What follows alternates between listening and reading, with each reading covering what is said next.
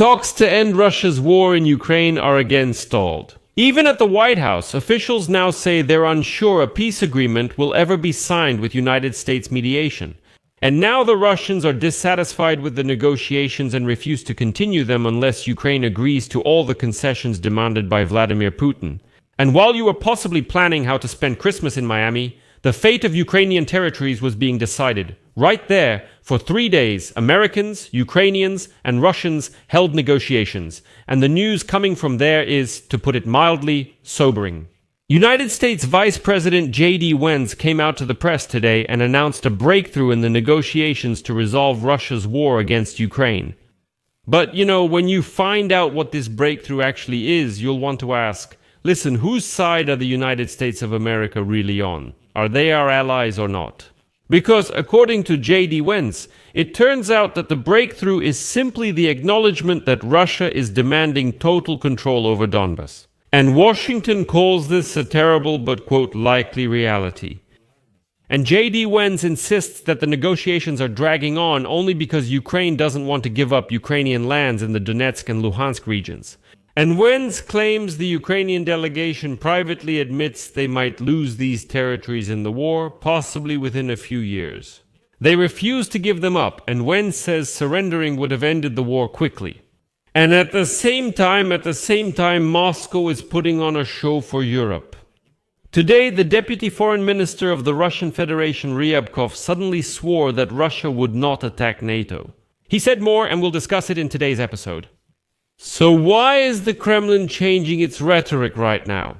Why are the talks in Florida being called constructive, even though they look more like another ultimatum?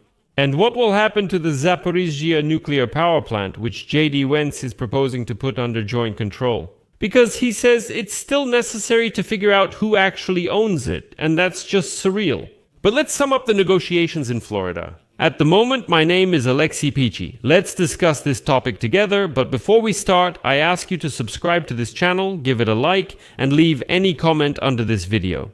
This really helps a lot with promoting the episodes on YouTube, and subscribe to my Telegram channel, Pichi News. The link to it is in the description and under this video. There we post breaking news as it comes in. So let's break down what happened in Florida. After that, United States Vice President J.D. Vance says that there is a breakthrough in the negotiations, but the measure may not happen anytime soon. On December 19th, 20th, and 21st, closed consultations were held in Miami. First, the Americans met with the Ukrainian delegation, then for 2 days with the Russians, and then again with the Ukrainians. The participant list speaks for itself. The American side included Steve Witkoff and Jared Kushner, while the Russian side had Kirill Dmitriev, head of the Russian Direct Investment Fund, and essentially Putin's secret wallet. Ukrainian and European envoys were also present for the delegated negotiations. Apparently, the main bargaining was still happening privately without any extra eyes. And it's important to note here that first there was coordination of positions with Ukraine, and only then did the Americans negotiate with the Russians. And today, December 22, United States Vice President J.D. Vance gives an interview, and what he says, finally tears off the masks. J.D. Vance stated, quote, "This morning I received updated information from our negotiators. The breakthrough that I believe we have achieved is that all the issues have actually been brought to the surface." It sounds nice, yes. A breakthrough, all the issues have been brought to the surface, but let's translate from diplomatic language to plain language, basically bringing the issues to the surface. This means that Russia has put its demands on the table, and for the United States it's very important. They didn't just throw these demands in the trash, but started discussing them. Vance continues, and here comes the most painful part, a quote. "I think the Russians really want territorial control over Donbas. Ukrainians, of course, see this as a serious security problem, but privately. Ukrainians admit that in the end, they will probably lose the Donetsk region.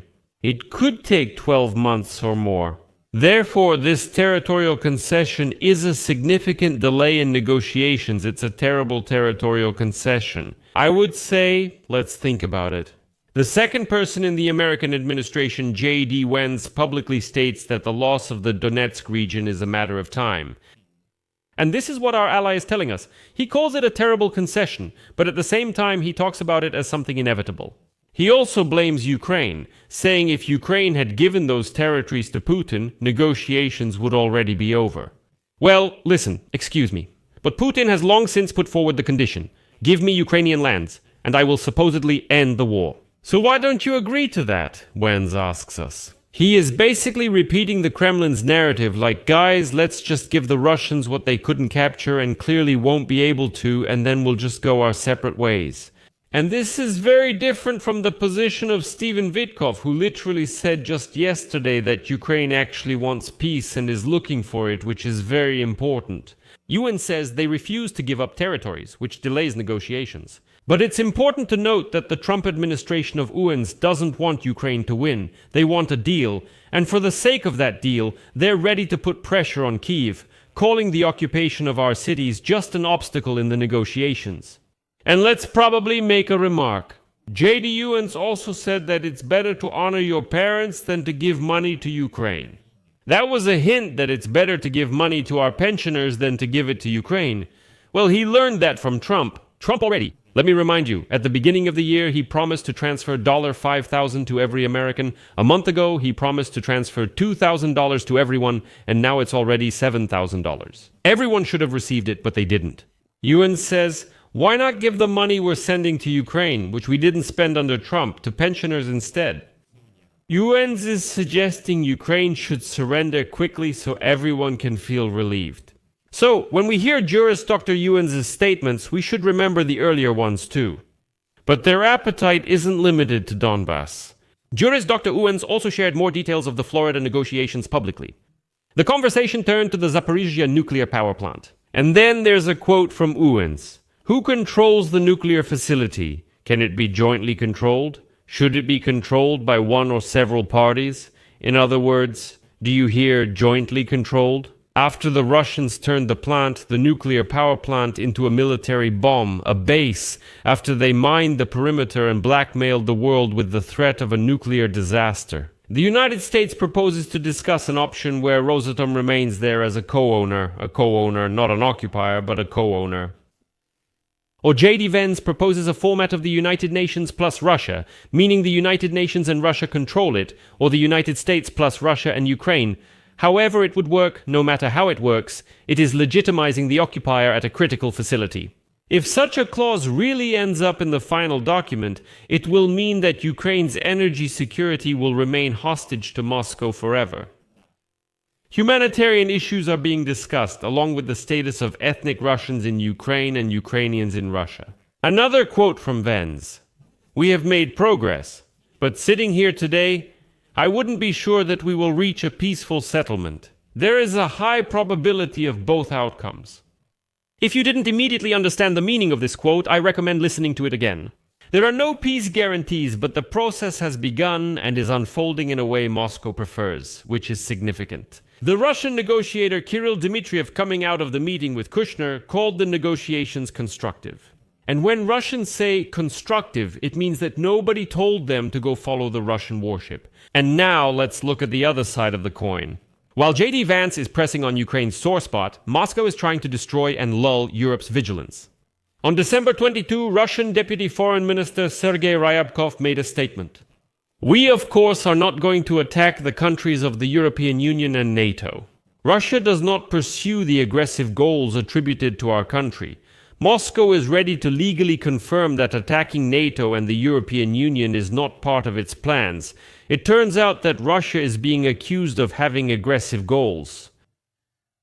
Please remind me of at least a period of 10 or 5 years when Russia was not at war anywhere. The question is, why is it fighting then? Why is Putin trying to restore the Russian Empire? This is not about conquest. Can't you feel what this smells like? This is a classic trick from the Russians. Putin, through Ryabkov, tells Scholz, Macron and the others like, yeah, relax. We don't need Berlin or Paris, we supposedly only need Ukraine. Just give us Ukraine and we'll sign any paper saying we have no intention of attacking you. And Ryabkov even complained, saying that there are few people in Europe who are ready to build a security architecture, quote, together with Russia and not against it. This is a trap, and some European elites may unfortunately fall for it. Editor, They are tired of the war, and they are scared of Donald Trump. And then Ryabkov comes out and offers a deal for Europe's peace in exchange for giving up Ukraine, but Ryabkov immediately adds a caveat so they don't relax. Quote, "Significant risks of a Russia-NATO confrontation remain due to inadequate hostile actions by European countries. To put it in plain language, it means that if you keep helping Ukraine with weapons, we will still continue to provoke, launch, and carry out hybrid attacks and so on. And if you abandon Ukraine, well then we might try to be friends. And moreover, we have Trump, who says that we need to establish strategic relations with Moscow. This is blackmail wrapped in a diplomatic package. So what do we have in the end, at this point? The Miami negotiations didn't bring peace, but they put everything on the table. I'm not sure who hasn't noticed yet, but after these 3 days, everything is clear. Donald Trump's administration is open to talks on ceding Ukrainian territories and sharing control of the Zaporizhzhia nuclear power plant. Vance calls the loss of Donbas likely, preparing public opinion in advance for concessions. Russia is trying to take Europe out of the game by promising its security in exchange for not interfering with Ukraine in this scheme. It turns out that under such crossfire on one side from the Russian so-called, and on the other side American pressure, as they say, to accept reality. But as Vance himself said, there is no confidence in resolving the war peacefully, which means the struggle continues. Maybe it's Kyiv and the European capital's tough stance that's now breaking this secret deal behind our backs. I'll leave it at that. Share your opinions and conclusions in the comments below this episode, subscribe to the channel, hit the bell, and don't forget to like. Friends, if you found this episode interesting and helpful, you can support the work of this YouTube channel with your donation or by subscribing through the paid links and details. The video description says to support Alexei Pechi's channel. Choose any format that is convenient for you. I will be grateful for any support from you. That's all for now. Take care of yourselves. Goodbye, everyone.